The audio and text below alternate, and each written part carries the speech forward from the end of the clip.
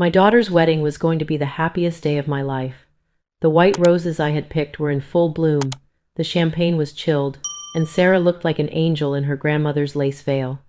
But when my new son-in-law took my hand during the father-daughter dance and whispered, "Mrs. Patterson, I need to ask you something about 1985, my heart stopped.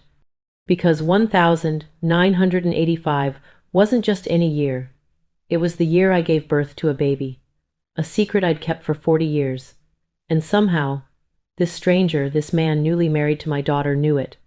If this story touched your soul, click subscribe and let me know in the comments which city or country you listened from.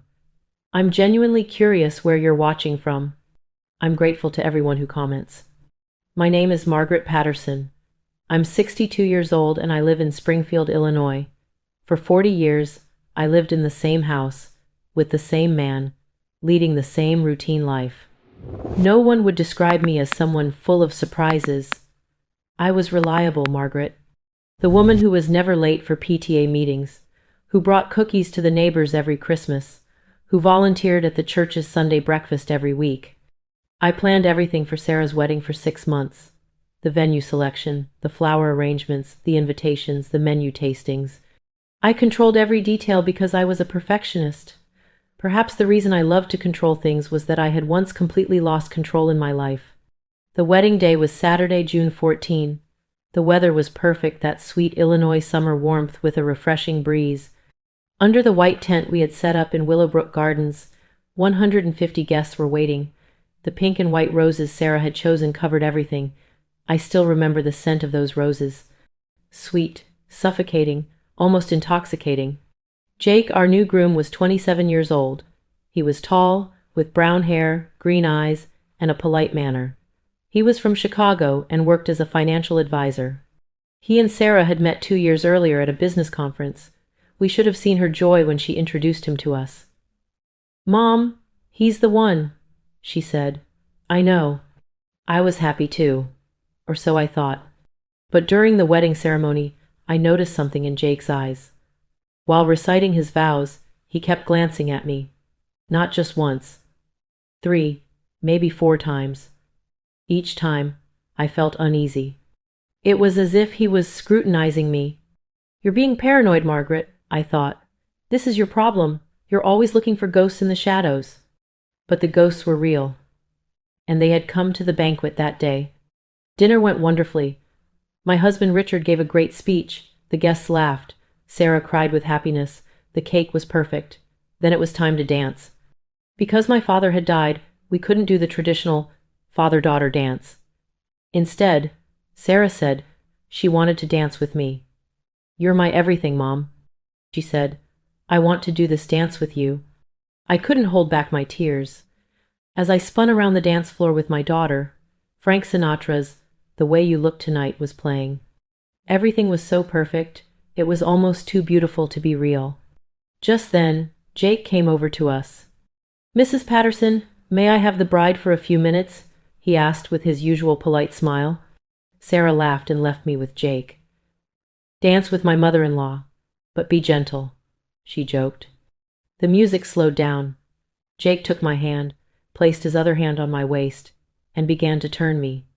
For the first few seconds, no one spoke. Then he whispered, "Mrs. Patterson, I need to ask you something." "Sure, Jake. Is everything okay?" "Where were you in 1985? My heart stopped. Literally stopped. My legs trembled. "What?" I managed to stammer. 1985, she said, watching my eyes closely. "Specifically March. You were in Bloomington, Indiana, weren't you? Have you ever felt like someone asking you a question like that made the ground beneath your feet disappear?" That's how I felt in that moment. I don't understand what you're saying," I said, my voice trembling. "I think you do," he said softly. "St. Mary's Catholic Hospital, the 18th of March, 1985, 3:47 a.m. I felt like I was going to vomit. "Jake, please. Not now." "When then?" he asked. His voice wasn't harsh, just determined. "After we get married? When we have grandchildren? Or never?" "How do you know?" I whispered. Because I'm that baby, Margaret. I'm your son. I don't remember the music stopping. I don't remember how I left the dance floor. The next thing I knew, I was standing with Jake in the far corner of the garden, behind the pink rose bushes. Applause was coming from far away. Life went on, but my world had collapsed. How? I started, but the words wouldn't come. Jake pulled an envelope from his pocket. Old, yellowed. He took out a photo, a birth certificate, and a few documents. Adoption records, he said. When I turned 18, I started looking for my biological parents. It took years, a lot of wrong turns, but I finally found you. I looked at the photo. A young girl, me, in a hospital bed, pale, exhausted, holding a small baby. I couldn't see the baby's face because of the angle of the shot, but I remembered that photo. The nurse had taken it. You'll need a memory, she had said. I didn't need a memory. I needed to forget. Have your memories ever caused you physical pain? That's what happened to me when I was 22. Jake continued. My name isn't Jake Reynolds, you know. My birth certificate says Baby Boy Patterson. My adoptive family gave me the name Jake. Did they take good care of you? I asked, my voice breaking. For the first time, I saw a softening in Jake's face. Yes, they were wonderful parents. They loved me very much. But my father died last year, from cancer. And before he died, he told me something. Jake, it's time to find your biological family. You need to know who they are. I closed my eyes. Tears streamed down my cheeks. What about Sarah? I whispered. Does she know she's your sister? No, Jake said. She doesn't know yet. I wanted to tell you first. Because this isn't just my story. It's your story, too. I needed to sit down. I collapsed into the garden chair next to me. Jake sat down beside me. Will you listen? He asked. The whole story? I nodded. I couldn't find my voice. Jake took a deep breath. I grew up in Chicago. In the suburbs, in a nice neighborhood. My mom and dad, my adoptive parents, were teachers. Our home was full of love, but I always felt like something was missing, a void, like a hole in my identity. When I turned 18, I started searching. Finding the Indiana records wasn't easy. Back then, most adoptions were closed, but he hired a private investigator and eventually reached St. Mary's Hospital. There. One of the nurses, retired but still remembering, told me something. What? I whispered. That young girl, the nurse said. I'll never forget her. For 3 days, all she did was hold you. She couldn't let you go, but she said she had no choice. The nurse cried, Mrs. Patterson. She was still crying 35 years later. I was crying too. Your name wasn't in the records, Jake said, but there was something, a reference number, connected to Purdue University. I looked into it. You were a student there in 1984 to 85. Yes, I whispered. I was in the literature department. I was a sophomore. Purdue's records were closed, but I found an alumni database. That's how I learned you moved to Springfield, Illinois. I found you on social media. When I saw your profile picture, I knew. My eyes are yours. The lines of my jaw are yours. I looked at him. It was true. Those green eyes weren't mine, but the curve of the eyebrows, the shape of the lips. Yes, they were. So how did you meet Sarah? I asked. Jake smiled. By chance. Pure chance. I bumped into her at that conference in Chicago, literally. I dropped my files. She helped me pick them up. We started talking. We had coffee. And I fell in love. When I looked her up on social media, I saw her last name, Patterson, Springfield, Illinois. Mother's name, Margaret Patterson. And I saw your photos.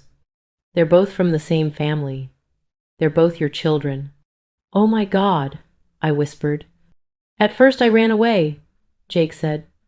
I didn't answer Sarah's calls, because it was impossible. It was crazy. I'd found my biological mother and I'd fallen in love with her daughter. How could that be? How do you react to life's cruel jokes? Do you laugh it off or are you shocked? But Sarah was persistent, Jake said. She found me. Why are you running? She asked. What could I say? I couldn't tell her the truth. Not yet. So I came back. We stayed together. Because I loved her. I still do. And now you're married, I said, my voice filled with pain. Yes, but I have to tell her. I have to tell you too. Because a family can't be built on lies. There was a long silence. The music was still playing. People were dancing.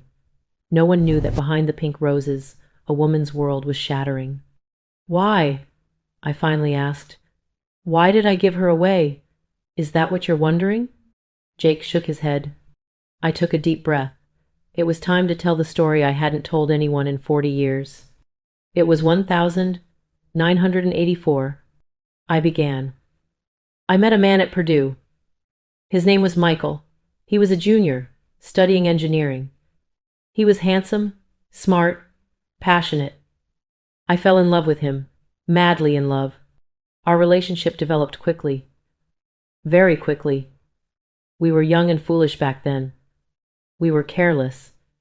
And in January 1985, I found out I was pregnant. Jake listened, quietly. When I told Michael, he panicked, I continued. We were just students. He had no money. I was estranged from my family. They were conservative Catholics, and pregnancy outside of marriage was unforgivable. Michael told me, we can handle it. What he meant was abortion. But I couldn't do it. Not because of my faith. I just couldn't. So I moved to Indiana, hid it from my family, and told them I was going to have the baby. Michael left. I said, my voice hardening. He dropped out of school and left. He left a note. I'm sorry. I can't do this. That's all. 3 words. The tears came again. Single motherhood wasn't easy in 1985, Jake. I couldn't find a job. I had no money. I had nowhere to live. And when you were born, I held you for 3 days. For 3 days I thought of nothing else. I just loved you. But the social worker came. Margaret, she said, think about the life you can give him. A family who adopts him will love him, give him opportunities. What can you give him? Nothing. And she was right. I signed you away. I said, my voice breaking. You were born on the 18th of March, 1985, at 3:47 a.m. The adoption papers were finalized on March 21, and I lost you. What would you have done? Would you have kept the baby, or given it up in the hope of a better life? And now, 40 years later, that baby has come back. But now, he's not just your son, he's your son-in-law. What will you tell Sarah? Will you tell her the truth, destroying both her world and Jake's? Or will you stay silent, perpetuating the lies? Sometimes life asks you questions you can't answer. And that evening, among the pink roses, I didn't know the answer either. Jake and I sat behind the pink roses for minutes. The wedding was going on around us. Laughter, music, champagne glasses clinking. But our world was frozen. What are we going to do? I finally asked. Jake covered his face with his hands. I don't know. God, I don't know. I love Sarah, Mrs. Patterson. I really do. But I lied to her. I lied to her every day. You didn't know, I said. You couldn't have known. But now I know, he said. And if I don't tell her, this marriage will be built on a lie. Something inside me broke. Because he was right. But I thought of Sarah, beautiful, happy, in love Sarah, and the fear of losing her overwhelmed me. If you tell her, I began. She'll leave me, Jake said. I know. She'll find me disgusting, abnormal, sick. You're not, I said sharply. You didn't know anything. It's not your fault. But Sarah won't see it that way, he said. How could she? She'll say, I married my stepbrother. What will people think? Have you ever been stuck between telling the truth and not telling it? Both options are painful, but you have to choose one. Maybe we don't have to tell her, I said quietly. Jake turned to me. What? Maybe we keep this secret. No one will know. You and me. Just the two of us. Mrs. Patterson. Margaret, I said. Please call me Margaret. Margaret, he said slowly. That's not right. Sarah deserves to be happy, I blurted out. And if she finds out the truth, she'll be destroyed. Your marriage will end. There will be hatred between you and me. Our family will be torn apart. For everyone. For everything. Jake shook his head. No, I can't do that. My father, the father who raised me, told me something before he died. Jake, whatever life throws at you, be honest. Tell the truth. Because lies always find you. But this isn't a lie, I said helplessly. It's just an unspoken truth. Jake looked at me. There was disappointment in his eyes. What's the difference between the two? And I had no answer. When I got home that night, Richard was asleep. The wedding had worn him out. I slipped quietly into the bedroom, took off my clothes, and went to the bathroom. I looked in the mirror. My 62-year-old face stared back at me. Wrinkles, gray hair, tired eyes. But in the mirror, I also saw another face, 2-year-old Margaret. Pregnant, scared, alone. Why did you come back? I whispered to the mirror. Why now? But I knew the answer. Because secrets never stay buried. Sooner or later, they rise from the ground and suffocate you. I couldn't sleep that night. I thought about Jake's face, Sarah's happiness, Michael leaving me the moment the baby was born. Everything was jumbled together. I woke up at 3:47 a.m. Jake's birth time. Coincidence? Maybe not. Maybe the universe was trying to tell me something. The next morning, Sarah called. Mom, wasn't last night amazing?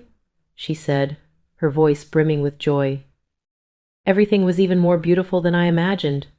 Yes, sweetie, I said, trying to keep my voice steady. It was perfect. Jake and I are flying to Los Angeles today for our honeymoon. 2 weeks. Oh, Mom, I'm so happy I can't even put it into words. My heart ached. I'm happy for you, Sarah. Really. Mom, are you okay? Your voice sounds strange. I'm fine. Just tired. Yesterday was a long day. All right, get some rest. I love you. I love you too, sweetheart. I cried when I hung up the phone. Because I knew Sarah's happiness might soon come to an end. 3 days later, Jake called me. Margaret, we need to talk. Did you tell Sarah? I asked, panicking. No, not yet. But I'll tell her when we get back from our honeymoon. I can't be unfair to her. She deserves to know the truth. Jake, please. My decision is final, he said, but I wanted to talk to you first, because you should be there too. Sarah should hear this from you as well as from me. I tried to hold my breath. How will we tell her? I don't know, he said honestly, but we'll figure it out together. The next 2 weeks were hell. Every day I saw the happy photos Sarah sent from Los Angeles at the beach, in front of the Hollywood sign, on romantic dinners with Jake. Each photo stabbed me like a knife. Richard noticed something was wrong. Margaret, you don't look well, he said one evening. We should go see a doctor.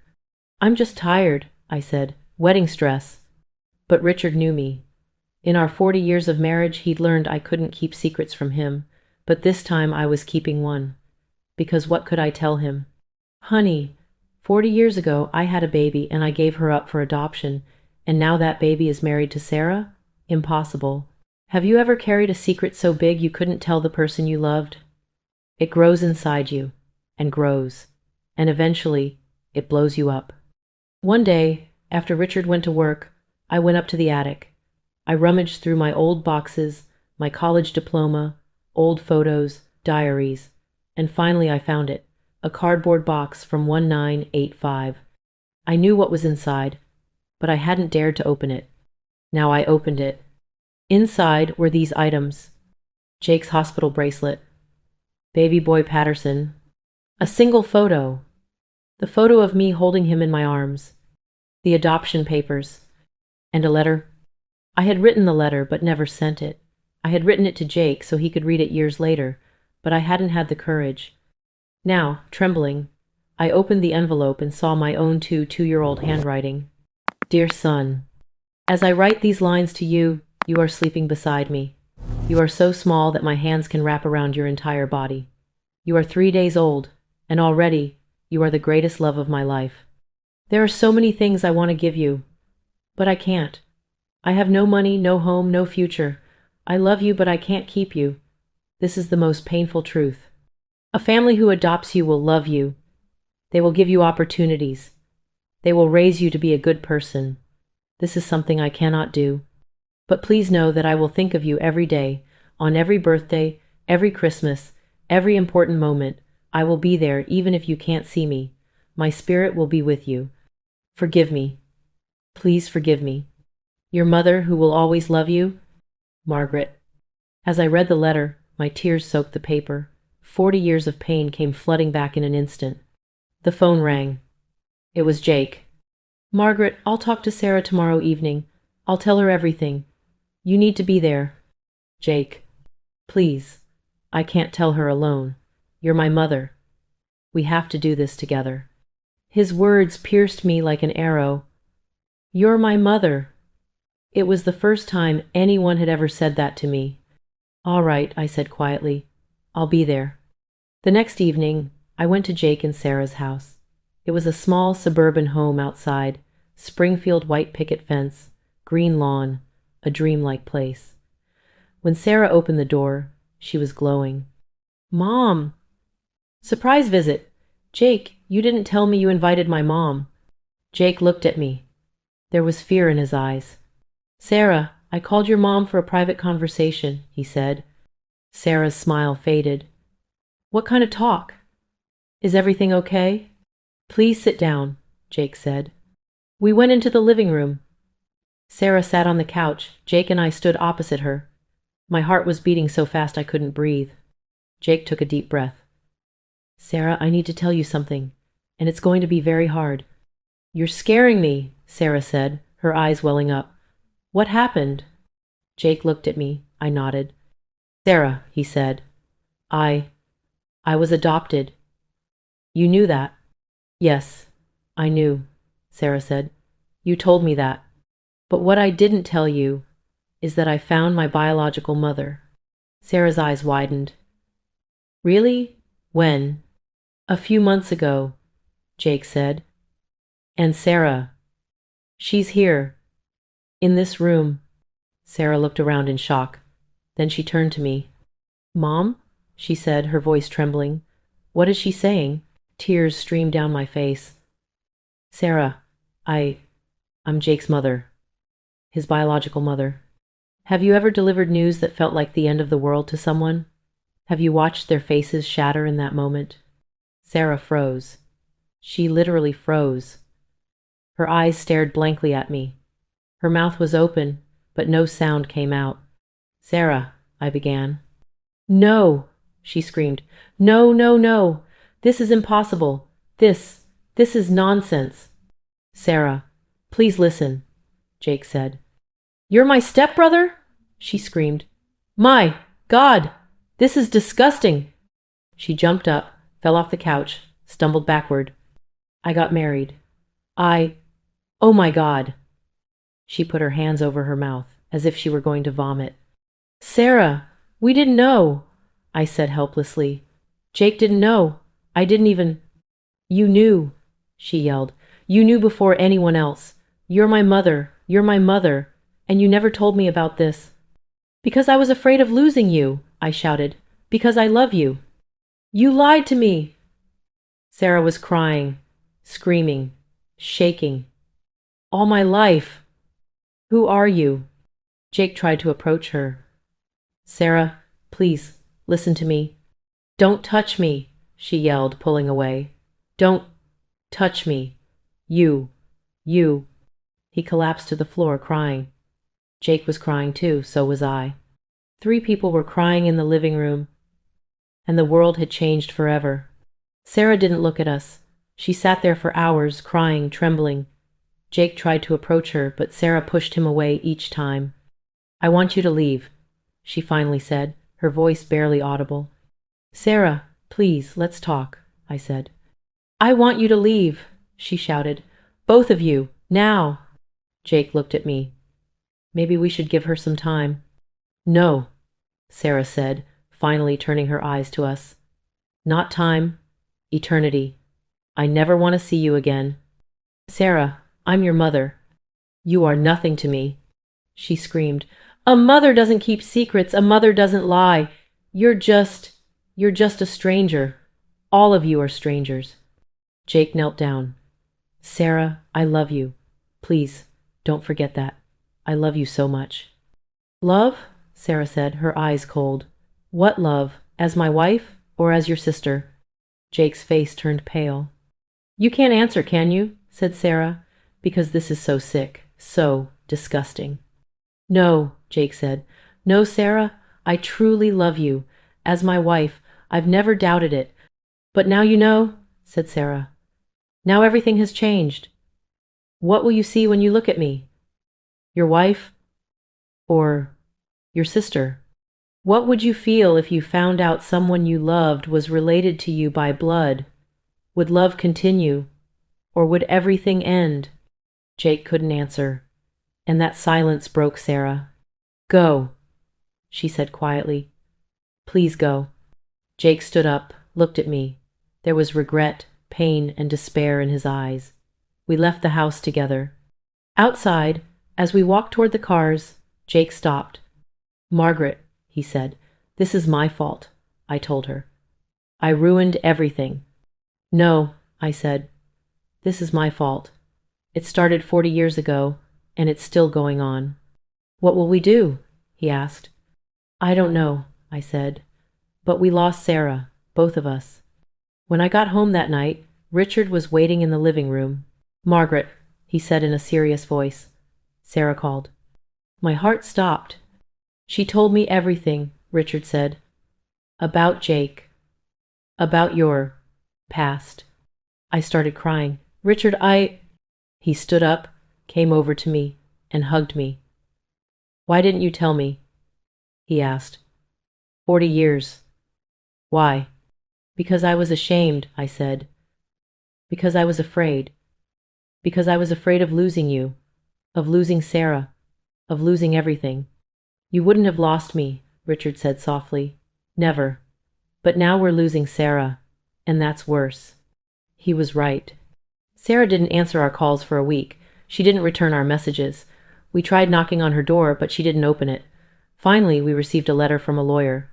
Sarah Patterson Reynolds is filing for divorce. She also wishes to sever all ties with Margaret and Jake Patterson. Jake broke down.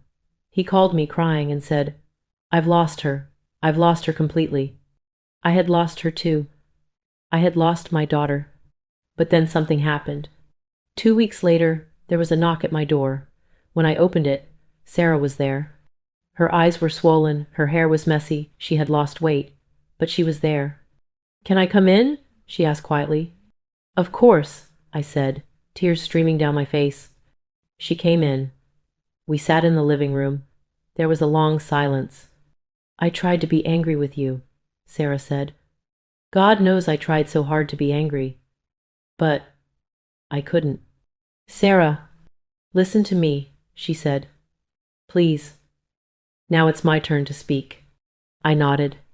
I didn't do anything for 2 weeks, she said. I just sat at home, cried, thought. I thought about Jake. I thought about you. I thought about everything, and I came to a conclusion. She paused. I love Jake, she said. I still love him. God, I love him so much it hurts. But this isn't right. This isn't normal. I know, I said quietly. But then I thought, Sarah said, there's no real blood connection between Jake and me. We didn't grow up in the same house. We didn't meet as siblings. We're just two strangers who fell in love. Yes, I said. Then why is it wrong? Sarah asked. Genetics? Society? Religion?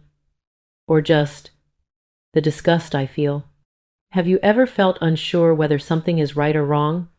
Your heart says one thing, your mind says another, society says something else. I don't know the answer, I said.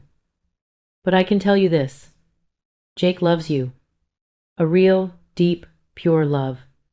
That love can't be wrong, Sarah cried. But what will people say? People will always talk, I said. But what matters is how you feel. I don't know what I feel. Sarah said, I love him, but when I look at him now, do I see my brother? My husband? Both of them? How can I love both of them? I don't know, I said. But maybe you'll figure it out over time. Sarah looked at me. Why didn't you tell me? 40 years. Why? Because I was afraid, I said. Because I was ashamed. Because I was afraid of losing you. You didn't lose me, Sarah said, but you almost did. I hugged her. We stayed like that for a long time, crying. After Sarah's visit, something changed. She was still angry, still broken, but she was talking now. She said she wanted to see Jake. They met at a coffee shop. I didn't know what they talked about, but Jake called me that night.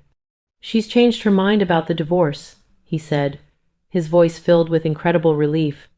She wants to give me another chance. But there are conditions. What are they? She wants us to go to a therapist, together. She wants us to talk about everything, work through it, try to understand, and if either of us feels during therapy that it's not working, we'll split up. Fair enough, I said.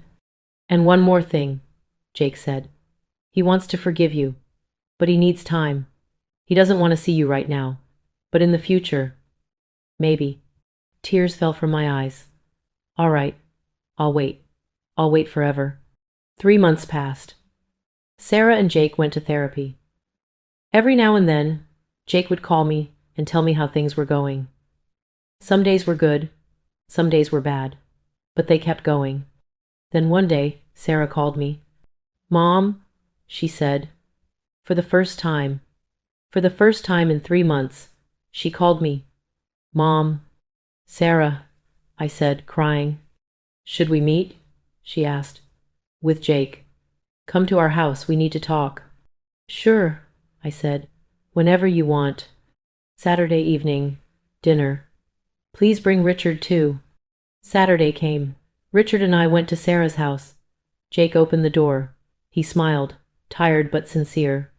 Welcome, he said. We went inside. Sarah was preparing dinner in the kitchen.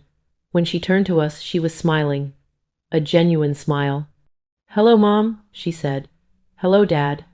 I hugged her. I held her for a long time. Dinner was strange. There was still an uncertain atmosphere. But we talked, laughed, even made a few jokes. There was progress. After dinner, Sarah raised her hands. All right, there's something I need to say. We all stopped. Jake and I have thought a lot, she said.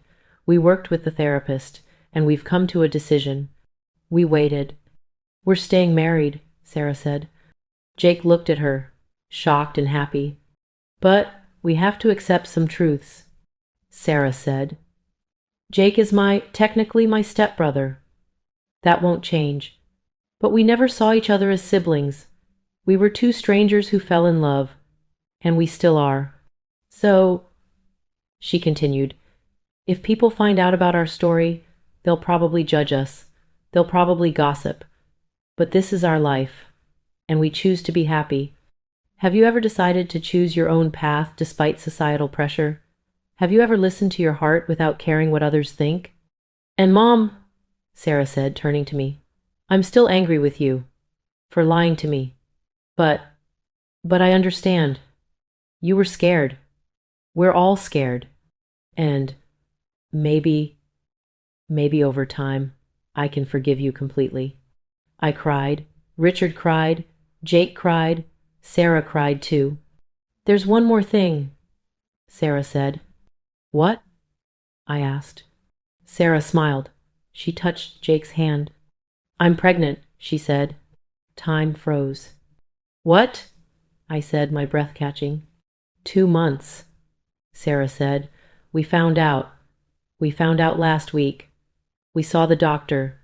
Everything's fine. Jake's face lit up with joy. We're going to have a baby. Richard jumped up and hugged them. I couldn't sit still. My knees were shaking. A baby, Sarah's baby, and Jake's baby, my grandchild. But At the same time, Jake's child, and Jake was my son. Has life ever given you such a complicated gift that you can't decide whether to be happy or worried? Mom, Sarah asked, are you okay? I smiled through my tears. I'm fine. God, I'm so fine. Congratulations. To both of you. Sarah came to me, hugged me. This baby will change everything, she whispered. A new beginning. A new future. After that night, life slowly began to return to normal. But normal wasn't the same as before. It was a new normal complex, delicate but somehow working. As Sarah's pregnancy progressed, I tried to rebuild my relationship with her. We met for coffee once a week. At first, the conversations were difficult. Every sentence was a minefield. But over time, the words started to come more easily. Mom, Sarah said one day, stirring her coffee, I want to ask you something. Go ahead, I said.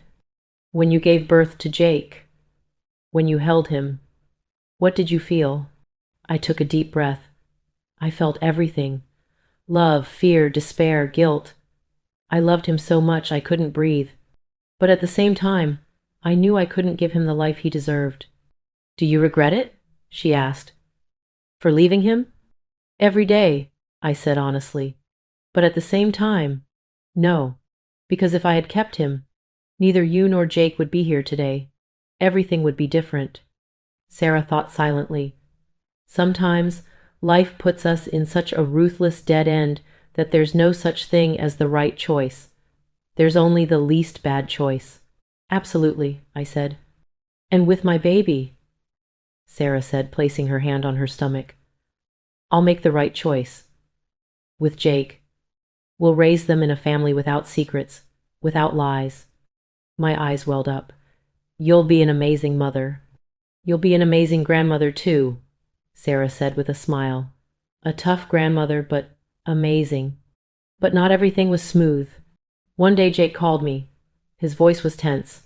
Margaret, we have a problem. What happened?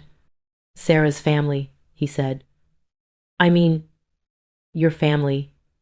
Your sister Linda and your brother Robert. Sarah told them everything. My heart sank.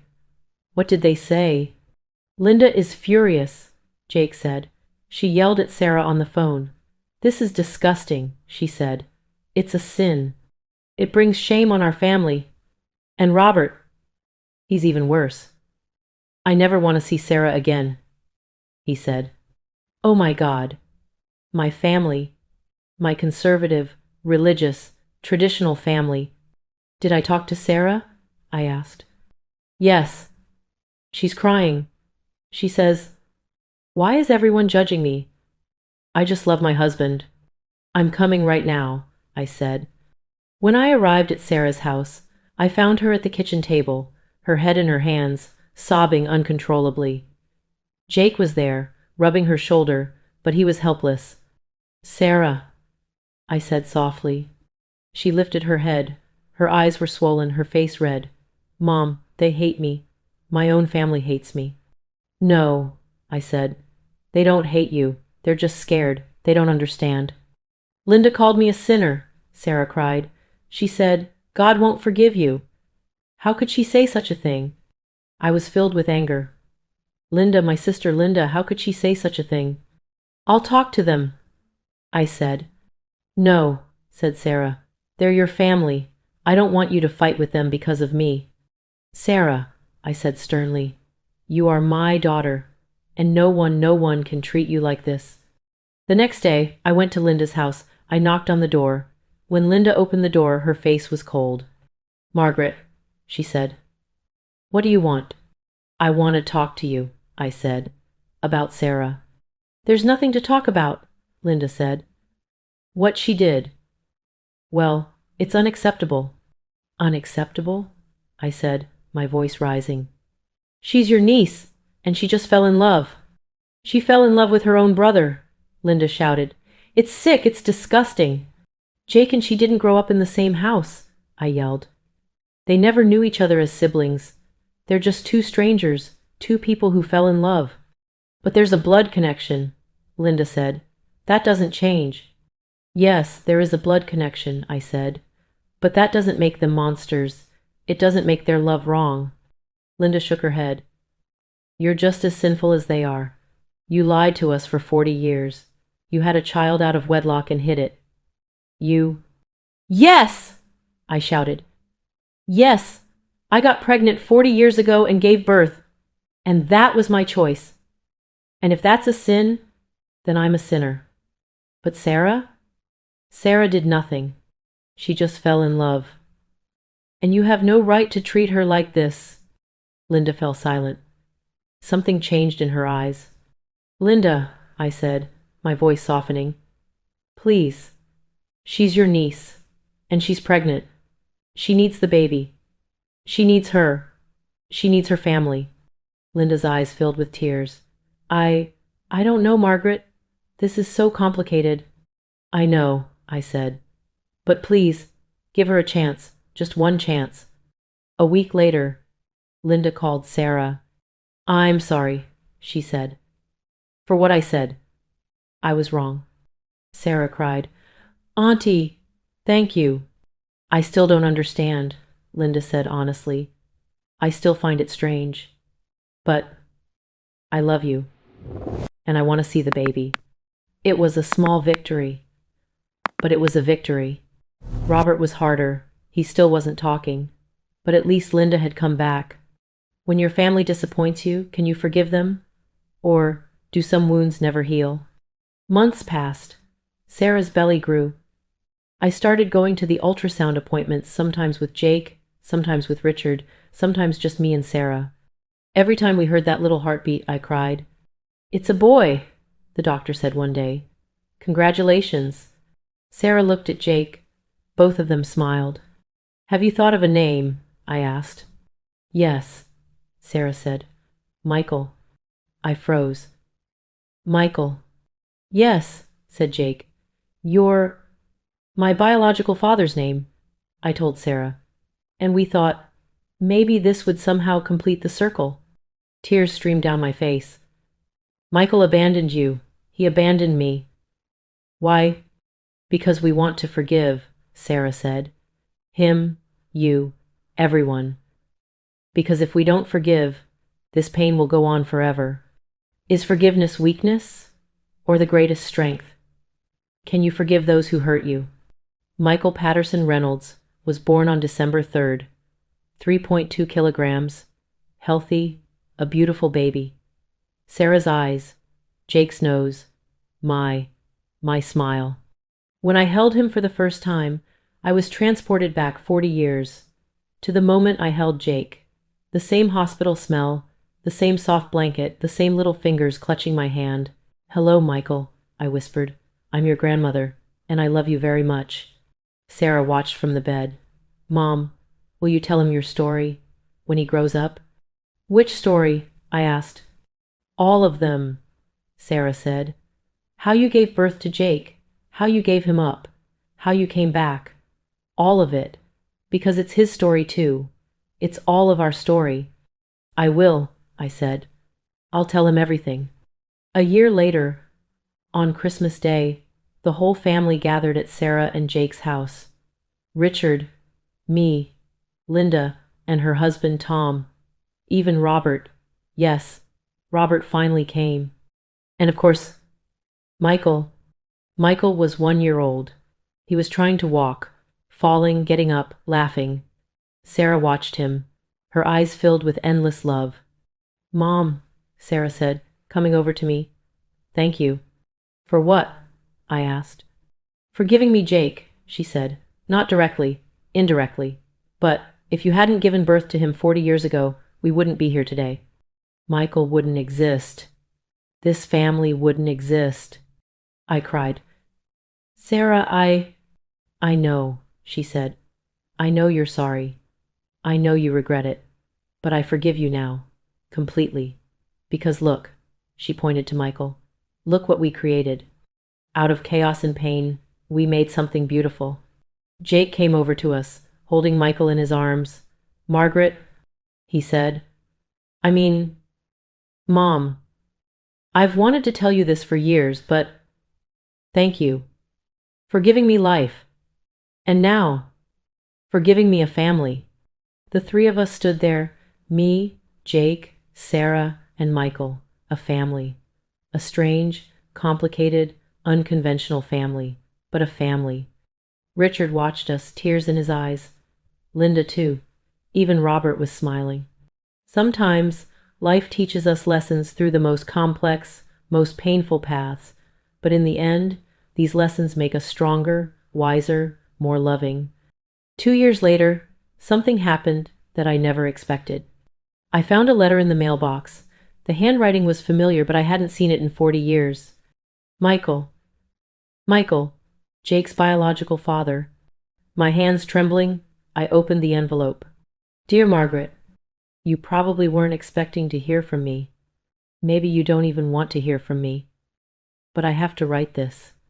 When I left you 40 years ago, I made the biggest mistake of my life. I was scared. I was young. I was foolish. And I left you and our baby. For years, I tried to forgive myself. I got married, had children, built a life. But your face, our last day in that hospital, never left my mind. Last year, I got seriously ill. A heart attack. The doctors told me, "You're lucky to be alive." But I didn't feel lucky, because there was something I had to settle. I found our son. Or he found me, I'm not sure. His name is Jake. And Margaret. She's wonderful. Smart, kind, a good man. He grew up without you. But you gave him everything life. Jake wanted to meet me. He came to Pennsylvania, visited me. We talked. We talked for hours. I cried. For the first time in 40 years, I cried. I forgive you, he said, but I can't forgive myself. Why am I writing this letter to you? Because I need to apologize to you. Because I need to apologize for leaving you alone, for making you suffer. I don't expect your forgiveness. I don't deserve it. But I want you to know. Thank you for bringing Jake into this world. Thank you for giving him a chance. And thank you for doing what I couldn't, for doing what was right. I hope you're happy. I hope you're at peace. And I hope that one day you can forgive me too. Michael, when I finished the letter, I was crying. Anger, pain, regret, it all came at once. Richard read the letter. What do you want to do? He asked. I don't know, I said. But then I called Jake. I got a letter from Michael, I said. I did too, Jake said. Last week. Did you meet with him? Yes, Jake said. I went to Pennsylvania. I saw him. And? I asked. And he was a strange man. Old, sick, regretful. He cried to me. Forgive me, he said. And I forgave him. Because holding on to him was only hurting me. You forgave him, I said slowly. Yes, and I want you to forgive him too, for yourself, because 40 years is long enough. Forgiving is sometimes the hardest thing, especially forgiving those who hurt us the most. But forgiving also sets us free. 3 weeks later, I went to Pennsylvania. I found Michael's address. It was a small suburban house on a quiet street. I knocked on the door. A woman opened it, probably his wife. Hello, I said. I'm Margaret. I'd like to see Michael. The woman's eyes widened. Oh, you. Yes, I said. It's me. Michael came from inside. I recognized him, but at the same time I didn't. His hair had turned white. His face was wrinkled. He had grown thin. But his eyes, those eyes were still the same. Margaret, he said, his voice filled with shock. Michael, I said. There was a long silence. Can we talk? I asked. Of course, he said. We went out into the garden. We sat on a bench. The wind was blowing the leaves around. Why did you come? Michael asked. I don't know, I said honestly. Maybe for closure. Maybe for answers. Maybe just to see you. I'm sorry, Michael said. I told Jake, but I should tell you too. I'm so sorry. I know, I said. I read your letter. Can you forgive me? He asked. I took a deep breath. I don't know, but I'll try. That's enough, Michael said. That's enough. We sat in silence for a while. Jake is a great guy, Michael said. They raised him well. Yes, I said. His adoptive family loved him. And you? Michael asked. Are you happy? Yes, I said. In a complicated way, but yes. Michael smiled. Good. You deserve happiness. You too, I said, despite everything.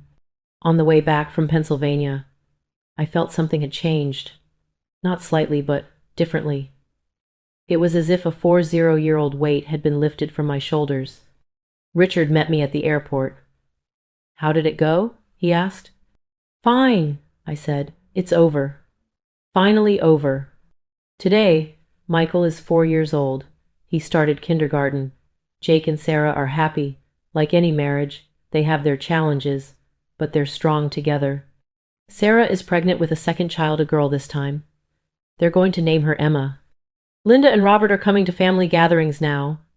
Robert still seems strange when he talks, but he's here. That's something. And me? I'm 66 years old. I'm a grandmother. I'll have 3 grandchildren. I have a son, yes. I now consider Jake my son and a daughter. I have a husband who's been with me for 44 years. My life isn't perfect, but it's good. Last week, Michael, my grandson Michael, asked me a question. Grandma, he said, why does my dad have 2 moms? Sarah and Jake were surprised. They looked at me. Because, I said, looking into Michael's eyes, sometimes life gives us unexpected gifts. Your dad has 2 moms because one gave him life and the other raised him, and they both love him very much. So which one are you? Michael asked. I gave him life, I said. A very long time ago, and now you're here. And that's the greatest gift. Michael smiled. I love you, Grandma. I love you too, sweetie. What would you do? Would you keep a secret forever, or risk everything to tell the truth? Can love overcome everything? Or are there limits, blood ties, social norms, moral rules? Is forgiveness possible? For yourself, others, the past? When life asks you the most complex, most ruthless questions, can you find the answers? Margaret's story ends here. But in truth, no story ever truly ends. Life goes on. People change. Wounds heal. Or at least, the pain lessens. And perhaps, just perhaps, something beautiful emerges from the chaos and pain. Like Michael and Sarah, like Jake and Sarah, and like little Michael, the product of a love that once seemed impossible. How did this story make you feel? Share your thoughts in the comments. Do you forgive Margaret?